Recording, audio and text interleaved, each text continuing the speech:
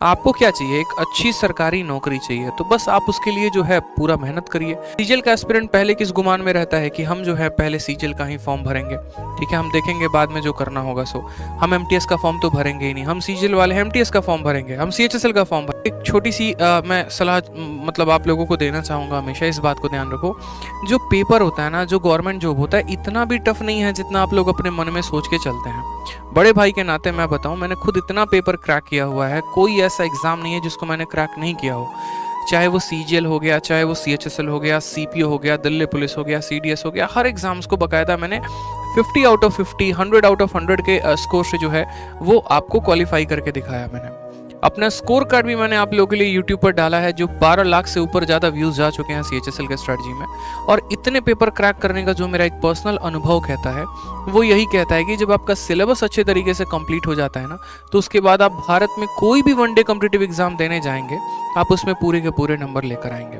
तो नर्वसनेस आता है, पहले होती है, थोड़ी बातें जो होती हैं, थोड़ा सा नर्वस हो गए हैं, थोड़ा सा फ्रस्ट्रेट हो गए हैं, थोड़ा सा डीमोटिवेट हो गए हैं, ये सब कहानी पहले की है, ठीक है?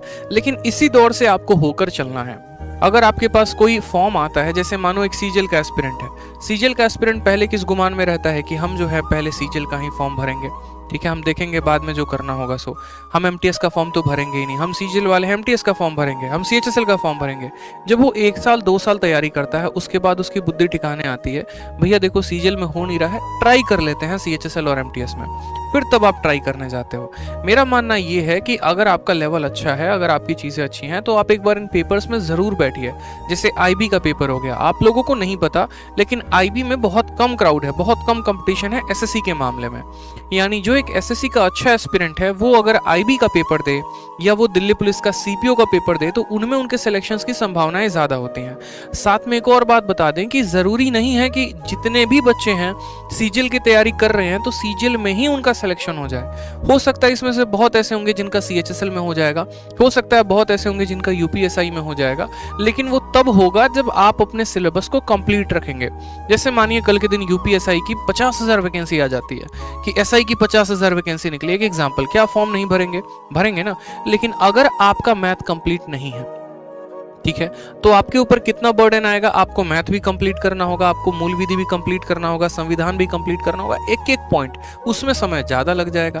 तो कुछ पोर्शंस ऐसे होते हैं जो आपको कंप्लीट पहले से करके रखने होते हैं कि अगर एक आधा हम अलग अलग स्टेट के भी वैकेंसी को भरते हैं तो हमारा नुकसान ना हो। एनटीपीसी आ गया तो एनटीपीसी में कुछ अलग जो थोड़ा सा पढ़ना है उसके लिए हम समय दें, बाकी ऑलमोस्ट जो सिलेबस हो सेम रहे, वो मेरा पहले से कंप्लीट रहे। पूरी दुनिया तैयारी करेगी, हम उस समय मॉक टेस्ट देंगे।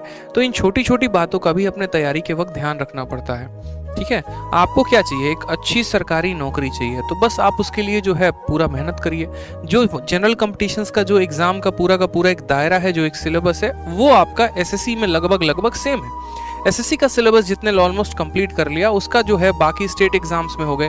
जैसे नॉर्थ में अगर हम बात करें, भारत में एक साउथ इंडिया हो गया, नॉर्थ इंडिया हो गया। नॉर्थ इंडिया में जैसे बिहार हो गया, यूपी हो गया, हरियाणा हो गया। इनमें जो एग्जाम्स होते हैं ना, यहाँ तक कि स्टेट के भी जो एग्जाम होते हैं, उनका सिलेबस प्योरली एसएससी के फॉर्म पर बेस्ड होता है। अगर आप देखेंगे बिहार एसएससी जो 2014 में आया था, सिलेबस क्या था? सिंपल एसएससी का था। लेकिन वहीं साउथ इंडिया में जब आप चले जाएंगे तो सिलेबस थोड़ा सा बदल जाता है। तो यहाँ पर नॉर्थ इंडिया वाले स्टूडेंट जो है वो बाजी मार जाते हैं। तो इसलिए आप अपने एसएससी के सिलेबस को पूरे अच्छे तरीके से टारगेट करें।